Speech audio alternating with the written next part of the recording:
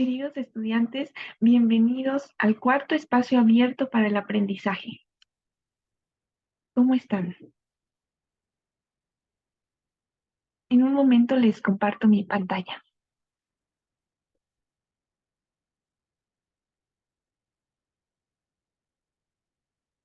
Luz dice, buenas noches, muy bien, gracias. Qué bueno, me da gusto. A ver, ya se debe de poder ver mi pantalla y la presentación. Vamos a ver cuál va a ser nuestro programa para el día de hoy. Primero vamos a dar un breve recorrido por la historia de la literatura. Veremos los movimientos literarios principales. Realizaremos una actividad interactiva sobre este tema. Luego veremos también brevemente un poco sobre la literatura contemporánea en lenguas indígenas. Y después tendremos un tiempo para contar algunas leyendas de nuestras regiones. Muy bien, comencemos. La historia de la literatura estudia el desarrollo histórico de las obras escritas, ya sea para ser leídas o representadas, en prosa o en verso, cuyo objetivo sea el de entretener, iluminar o instruir a un lector, oyente u observador. Empezaremos con la literatura antigua, que es la que fue escrita desde el 2600 a.C. más o menos hasta el siglo V. En la literatura antigua, uno de los temas recurrentes era la adoración de la divinidad, los poemas religiosos y el relato de mitos y epopeyas. Se consideraba en un principio otra forma de contar hechos reales. Aunque no conocemos con exactitud el origen de la literatura, sabemos que tiene más o menos 4000 años de antigüedad y que las primeras obras literarias aparecieron en Sumeria, en la antigua Grecia, en China y en la India. Algunos textos literarios de los más antiguos que se conocen son las Instrucciones de Shuruppak y el Himno al Templo de Kesh, que datan del 2600 a.C. y son de origen sumerio. Aquí tenemos un fragmento del himno al templo de Kesh. Vamos a verlo. El principesco salió de la casa. En Lil, el principesco salió de la casa. El principesco salió majestuoso de la casa. En Lil levantó su mirada sobre todas las tierras, y las tierras se elevaron hacia Enlil. Los 4 ángulos del cielo se volvieron verdes para Enlil como un jardín. Kesh se colocó allí para él con la cabeza levantada, y cuando Kesh levantó la cabeza entre todas las tierras, Enlil habló las alabanzas de Kesh. Nisaba fue quien tomó las decisiones. Con sus palabras lo tejió intrincadamente, como una red. Escrito en tablillas tenía en sus manos. Casa, plataforma de la tierra, importante toro bravo. Como podemos ver en el fragmento, es muy importante la adoración a la divinidad, como lo veíamos en la diapositiva anterior, ya que es un himno a un templo de una divinidad. Bueno, vamos a la siguiente. Solo tengo que verificar que mi computadora tenga suficiente batería.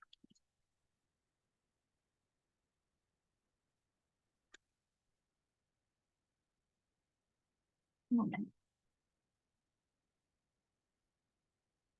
Eso es, ya está. Vamos ahora a la literatura medieval. La literatura medieval es la que va desde el siglo V hasta el siglo XV. Después de la caída del Imperio Romano, las obras antiguas quedaron un poco en el olvido. Mientras tanto, el auge del cristianismo hizo que la literatura se enfocara más en los hechos religiosos. Aquí tenemos un fragmento de El Cantar del Mío Cid, un poema medieval. A ver qué les parece. Está como estaba escrito originalmente, es por eso que podemos ver el español de la Edad Media. A ver qué les parece. De los hoyos, tan fuerte vientre llorando, tornaba la cabeza, estábalos catando. Vio puertas abiertas, euzos sin cañados, alcándaras vacías, sin pieles e sin mantos, e sin falcones, e sin actores mudados. Sospiró mi Cid, que a mucho había grandes cuidados. Fabló mi Cid, bien e tan mesurado. Grado a ti, Señor, Padre que estás en alto. Esto me han vuelto míos enemigos malos. Allí piensan de aguijar, allí sueltan las riendas. A la ejida de Vivar, o vieron la corneja diestra. Entrando a Burgos, o vieron la siniestra. Meció mío Cid los hombros, engramió la tiesta. Albricia, Albarfáñez, caechados somos de tierra. Es un fragmento muy interesante porque vemos que están echando de su tierra al mío Cid y aún así él mantiene como el ánimo, ¿no? Al decir esta palabra como de alegría, albricia, nos están echando de la tierra. Siempre tratando de ver el lado positivo de la situación. Y también vemos que dedica unas palabras a Dios, Señor, Padre que estás en alto, lo cual nos muestra pues esa característica de que siempre había un énfasis en la religión. Muy bien, vamos ahora a la literatura renacentista, que fue la escrita en el siglo XVI. Esta literatura rescató muchos valores de la literatura antigua, pero también agregó sus propios valores. Por ejemplo, el amor se volvió un eje central, al igual que la naturaleza y la razón. La religión, en cambio, perdió su relevancia en esta literatura. Vamos a ver un soneto de Petrarca, del Renacimiento. ¿Dónde cogió el amor o de qué vena el oro fino de tu trenza hermosa? ¿En qué espinas halló la tierna rosa del rostro o en qué prados la azucena? ¿Dónde las blancas perlas con que enfrena la voz suave, honesta y amorosa? ¿Dónde la frente bella y espaciosa, más que el primer albor pura y serena? ¿De cuál esfera en la celeste cumbre eligió el dulce canto que destila el pecho ansioso regalada calma? ¿Y de qué sol tomó la ardiente lumbre de aquellos ojos que la paz tranquila para siempre arrojaron de mi alma? ¿Qué les parece? Vemos que el amor es un tema fundamental en este poema y en muchos otros de El Renacimiento. Muy bien, vamos ahora a la literatura barroca, que fue la escrita en el siglo XVII. En esta época, la literatura se enfocó sobre todo en el desengaño y en los desafíos de la vida diaria, por lo que a veces tenía un tono pesimista. También se hacía un uso exacerbado de los recursos literarios. Un escritor del barroco es Luis de Góngora. Luego tenemos a la literatura ilustrada, que fue la que fue escrita en el siglo XVIII. Esta estaba directamente relacionada con el movimiento filosófico y cultural conocido como la Ilustración. Es por eso que las obras literarias se concentraban en la razón, el laicismo y los cuestionamientos al poder establecido y cuestionamientos a la intolerancia. Bueno, aquí tenemos un texto de Félix María de Samaniego, de la época de la literatura ilustrada. A ver qué les parece. El muchacho y la fortuna. A la orilla de un pozo, sobre la fresca hierba, un incauto mancebo dormía a pierna suelta. Gritóle la fortuna: insensato, despierta. ¿No ves que ahogarte puedes, a poco que te muevas? Por ti y otros canallas, a veces me motejan, los unos de inconstante y los otros de adversa. Reveses de fortuna llamáis a las miserias. ¿Por qué, si son reveses de la conducta necia? ¿Qué les parece? Vemos que es una fábula Se buscaba dar una enseñanza y esto nos muestra cómo la literatura estaba centrada en la razón. Luego vamos al romanticismo, que se desarrolló a comienzos del siglo XIX. En este tipo de literatura se exaltaba la subjetividad, los sentimientos y los estados de ánimo por encima de la objetividad y el racionalismo del arte neoclásico anterior. Esta literatura romántica se enfocó en los sentimientos intensos y místicos, como el miedo, la pasión, la locura y la soledad. Como ejemplo tenemos María de Jorge Isaacs, y aquí tenemos un fragmento, a ver qué les parece. Era yo niño aún cuando me alejaron de la casa paterna para que diera principio a mis estudios en el colegio del doctor Lorenzo María Lleras, establecido en Bogotá hacía pocos años y famoso en toda la República por aquel tiempo. En la noche víspera de mi viaje, después de la velada, entró a mi cuarto una de mis hermanas y sin decirme una sola palabra cariñosa, porque los sollozos le embargaban la voz, cortó de mi cabeza unos cabellos. Cuando salió, habían rodado por mi cuello algunas lágrimas suyas. Me dormí llorando y experimenté como un vago presentimiento de muchos pesares que debía sufrir después. Esos cabellos quitados a una cabeza infantil, aquella precaución del amor contra la muerte delante de tanta vida, hicieron que durante el sueño vagase mi alma por todos los sitios donde había pasado, sin comprenderlo, las horas más felices de mi existencia. ¿Qué les parece si vemos que los sentimientos son una parte principal de esta obra, María, y vemos cómo va describiendo su tristeza, su nostalgia y sus recuerdos felices?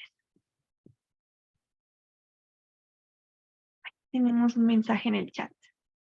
Beatriz dice, buenas noches, asesora Frida y compañeros. Mil disculpas, es que mi internet anda fallando. No te preocupes, Beatriz, qué bueno que te pudiste unir. Vamos ahora al realismo, que se desarrolló a finales del siglo XIX.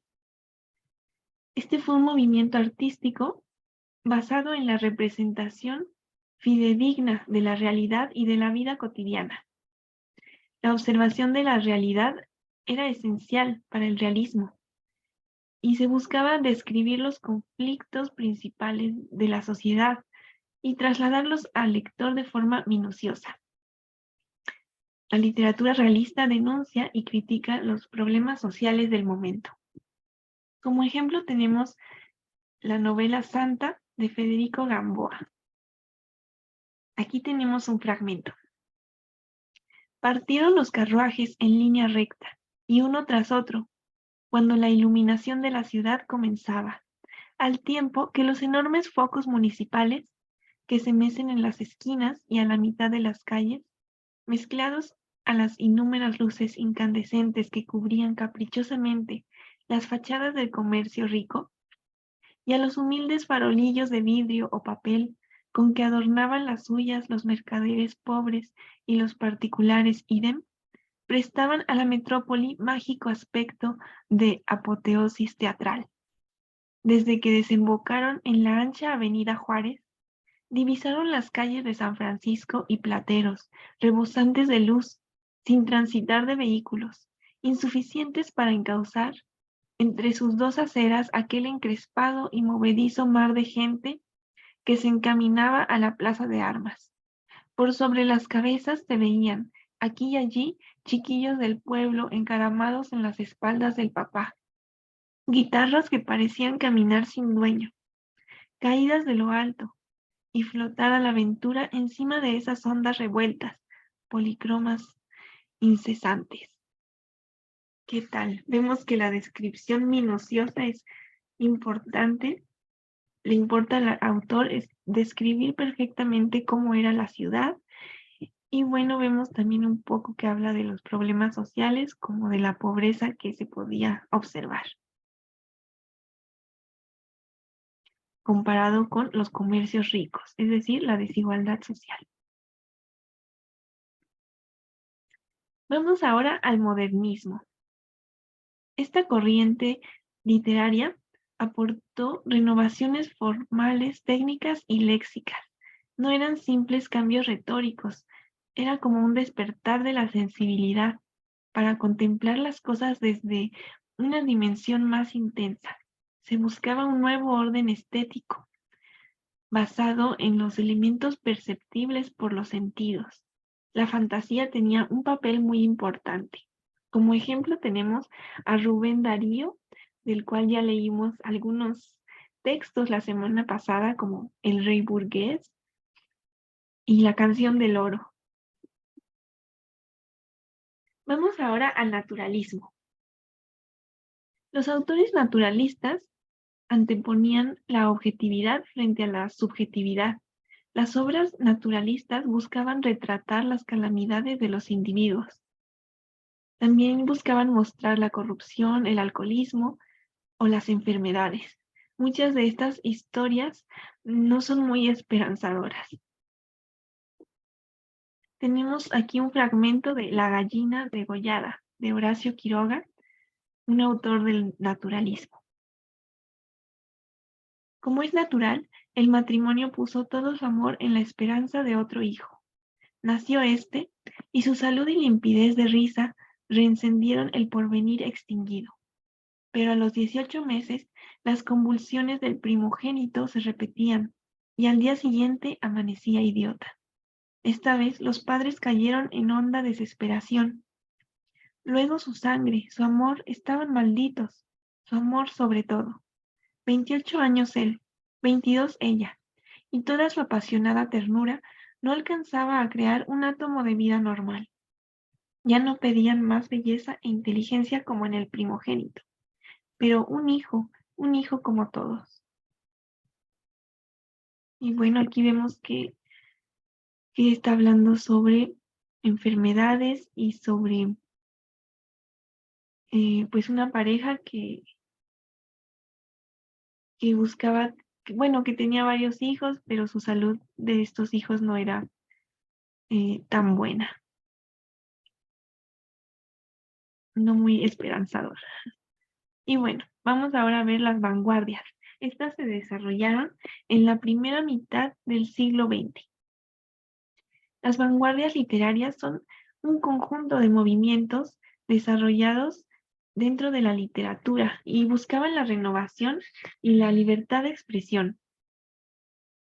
La literatura vanguardista, sobre todo a través de la poesía, reaccionaba contra los valores, las producciones estéticas anteriores y la tradición literaria. Hay varias vanguardias literarias, por ejemplo, el cubismo, el futurismo, el expresionismo, el creacionismo, el dadaísmo, el ultraísmo y el surrealismo. Como ejemplo, tenemos aquí un fragmento de un poema escrito por Vicente Huidobro, que era un escritor del creacionismo.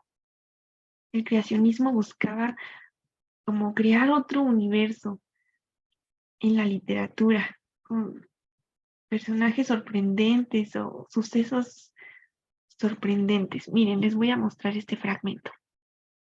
Nací a los 33 años, el día de la muerte de Cristo. Nací en el equinoccio, bajo las hortensias y los aeroplanos del calor. Tenía yo un profundo mirar de pichón, de túnel y de automóvil sentimental. Lanzaba suspiros de acróbata.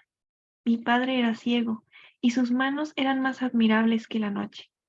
Amo la noche, sombrero de todos los días. La noche del día al día siguiente. Mi madre hablaba como la aurora y como los dirigibles que van a caer. Tenía cabellos color de bandera y ojos llenos de navíos lejanos. Una tarde cogí mi paracaídas y dije, entre una estrella y dos golondrinas, he aquí la muerte que se acerca como la tierra al globo que cae. Mi madre bordaba lágrimas desiertas en los primeros arcoíris, y ahora mi paracaídas cae de sueño en sueño por los espacios de la muerte. El primer día encontré un pájaro desconocido que me dijo, si yo fuese dromedario no tendría sed. ¿Qué hora es? bebió las gotas de rocío de mis cabellos, me lanzó 3 miradas y media y se alejó diciendo, adiós, con su pañuelo soberbio. ¿Qué les parece? Sí, es como la creación de otro universo, ¿no creen? Y vemos que es una literatura muy experimental. Vamos ahora, por último, al realismo mágico. Ah, no por último, casi por último. El realismo mágico surgió alrededor de los años 30 en Latinoamérica.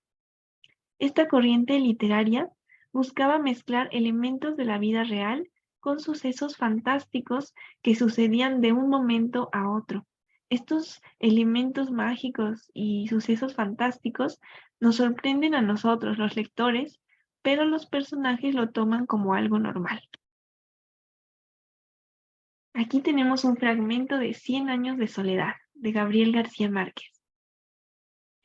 José Arcadio Buendía, que era el hombre más emprendedor que se vería jamás en la aldea, había dispuesto de tal modo la posición de las casas que desde todas podía llegarse al río y abastecerse de agua con igual esfuerzo, y trazó las calles con tan buen sentido que ninguna casa recibía más sol que otra a la hora del calor. En pocos años, Macondo fue una aldea más ordenada y laboriosa que cualquiera de las conocidas hasta entonces por sus 300 habitantes. Era en verdad una aldea feliz, donde nadie era mayor de 30 años y donde nadie había muerto. ¿Qué tal si vemos algunos elementos que parecen mágicos, ¿no? Como el hecho de que todos tenían menos de 30 años y que sea un lugar donde nadie muere. Y bueno, ahora sí, por último, vamos a ver la literatura posmoderna. Esta es la que fue escrita después de la Segunda Guerra Mundial. Es como una forma única de acceder a lo real, según lo que afirma Jaime Alejandro. En este tipo de literatura, las obras las hace el lector. Es por eso que le exigen mucho al lector. Hay una doble productividad, la del escritor y la del lector. Vamos a ver un ejemplo.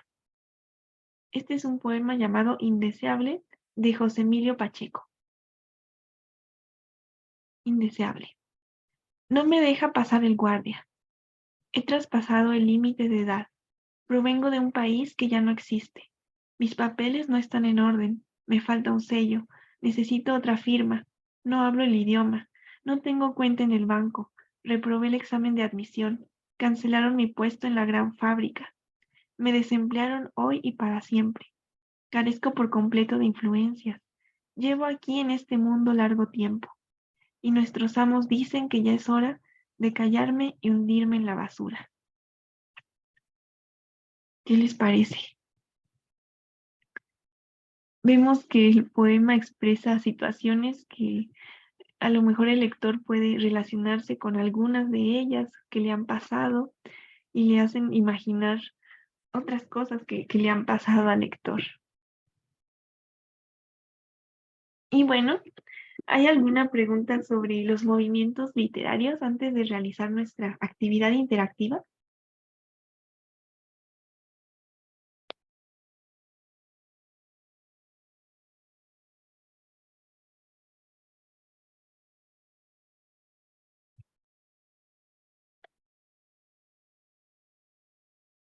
Mientras se les ocurre alguna duda, voy a preparar la actividad interactiva. Beatriz dice, por el momento no, gracias. Muy bien, entonces en un momento eh, realizamos la actividad interactiva.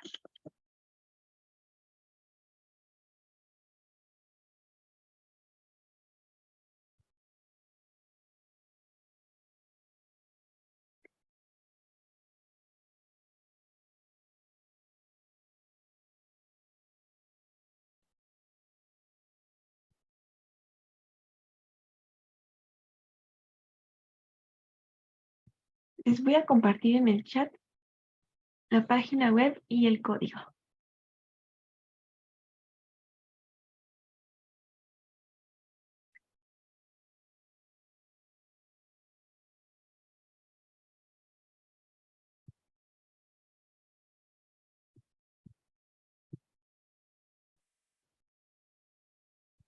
La página web va a ser joinmyquiz.com.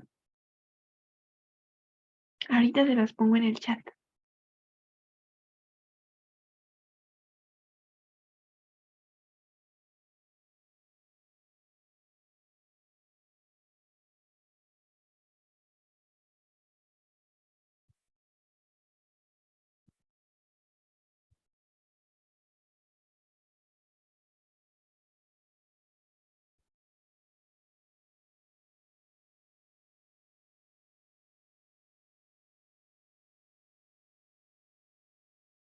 Ya les compartí en el chat la página web y ahora les voy a compartir el código que es 294660.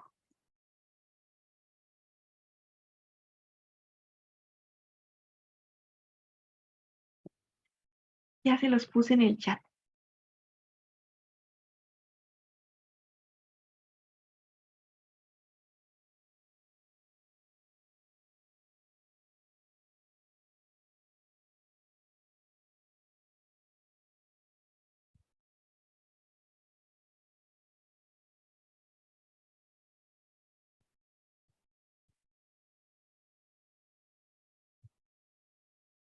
Beatriz dice gracias. De nada.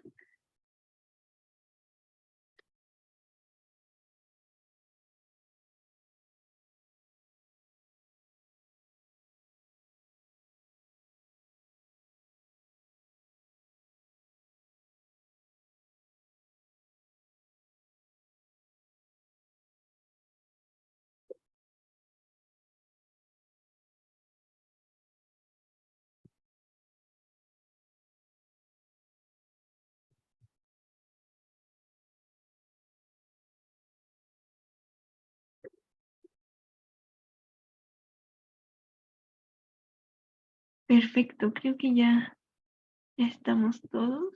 A ver, déjenme ver. Sí, creo que sí. Muy bien, vamos a comenzar.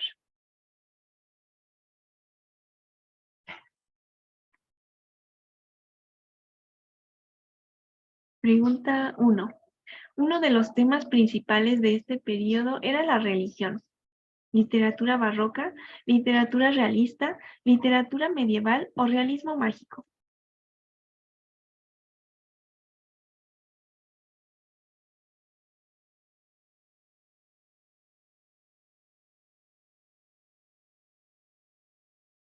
¿Cuál será? ¿Cuál será?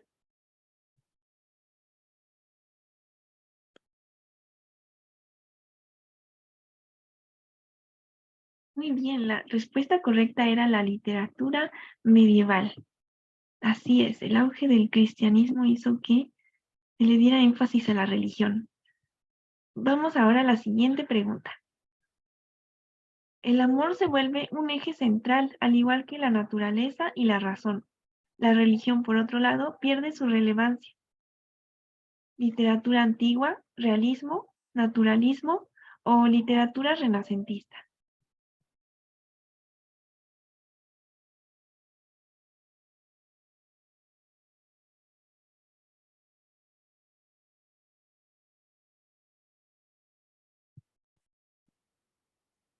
La respuesta correcta es la literatura renacentista. Muy bien. Así es, la naturaleza, el amor y la razón eran fundamentales. Siguiente pregunta. Se enfoca sobre todo en el desengaño y los desafíos de la vida diaria. Tenía un tono pesimista y hacía un uso exacerbado de recursos literarios. Barroco, realismo mágico, literatura ilustrada o literatura renacentista.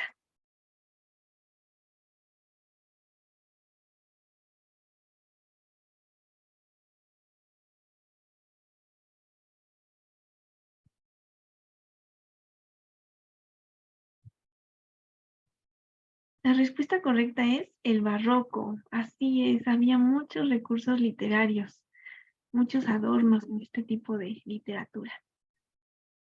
Siguiente pregunta. Se antepone la objetividad frente a la subjetividad. Se busca retratar las calamidades de los individuos, la corrupción, el alcoholismo o las enfermedades. Vanguardias, realismo mágico, modernismo o naturalismo.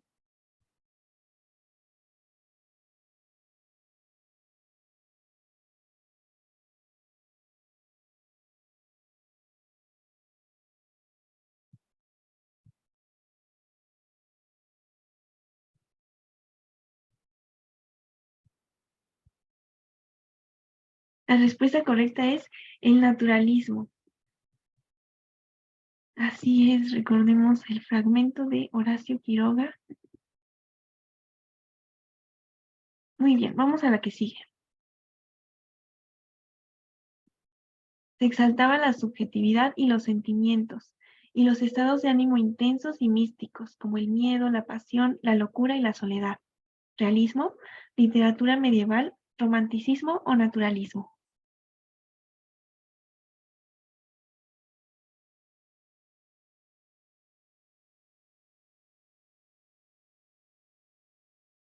La respuesta correcta es el romanticismo, así es, los sentimientos son parte fundamental del romanticismo. Siguiente pregunta.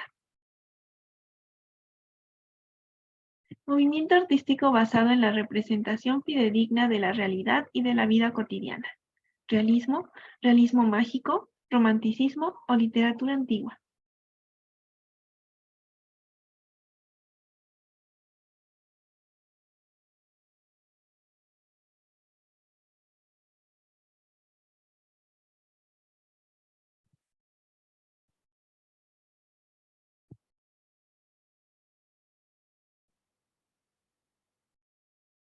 La respuesta correcta es el realismo, así es, como su nombre lo indica, buscaba representar la realidad. Siguiente pregunta. Es una corriente literaria que se encarga de mezclar elementos de la vida real con sucesos fantásticos que se presentan de un momento a otro. Realismo, naturalismo, realismo mágico o barroco.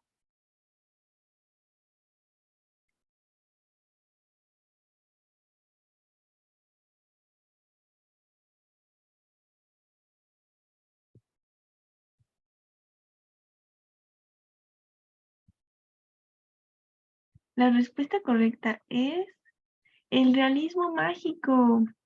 Muy bien. Así es, se mezcla elementos de la realidad con sucesos fantásticos.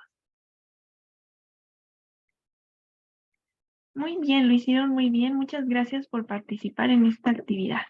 Vamos a ver si nos muestra la última pantalla. A ver quién fue el ganador.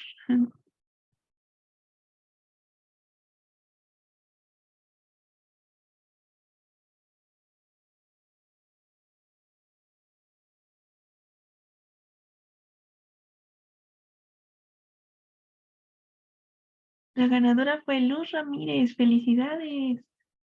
Muy bien, y muchas gracias a todos por participar en esta actividad. Vamos ahora a nuestro siguiente tema.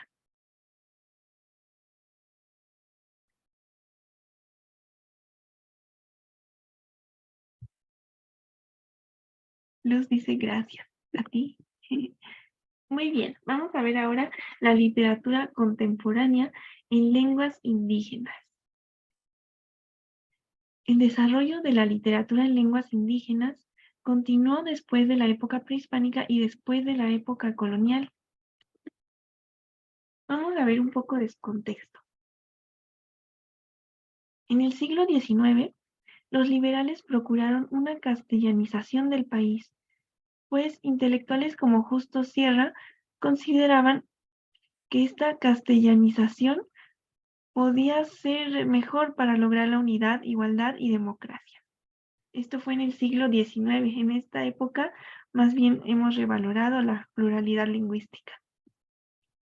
Luego, en la Revolución Mexicana se dio una revalorización de la cultura indígena. Las políticas indigenistas buscaban integrar a los indígenas a un nuevo modelo de nación. Se siguió propiciando la educación en lengua castellana. En los años 70, en los Congresos Nacionales de Lenguas Indígenas, se demandó una educación básica bilingüe para preservar las lenguas indígenas.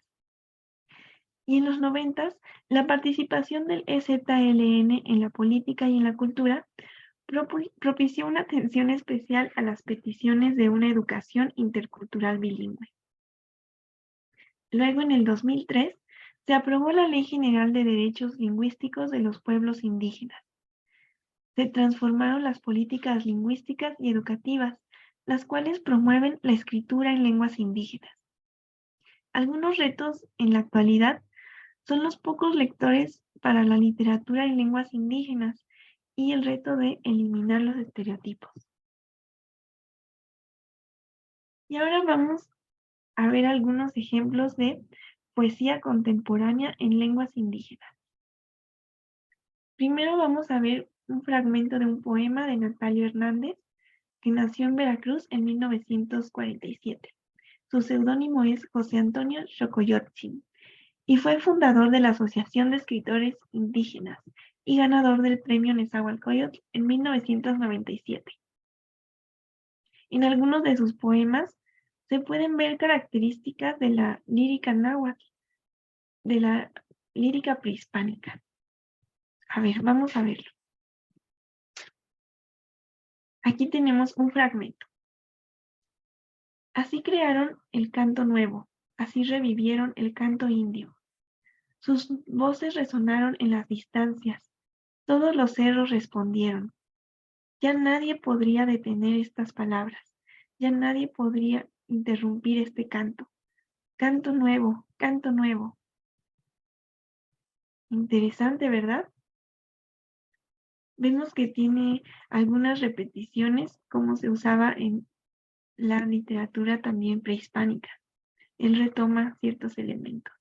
Y bueno, también este poeta, algo que le gusta expresar en sus poemas es esa identidad como hablante de lengua indígena y ese acto de unidad entre los hablantes de lenguas indígenas. Y sí lo vemos en este poema, ¿verdad? Que habla sobre el canto nuevo, el canto indio. ¿Y qué les parece estos versos que hablan sobre el eco? Sus voces resonaron en las distancias, todos los cerros respondieron. Sería el eco, ¿no? Mm, Muy bien, y bueno, se nos está acabando el tiempo de esta sesión, de esta primera parte, así es que vamos al siguiente enlace para la segunda parte de la sesión. Está en la pizarra de sesiones el enlace.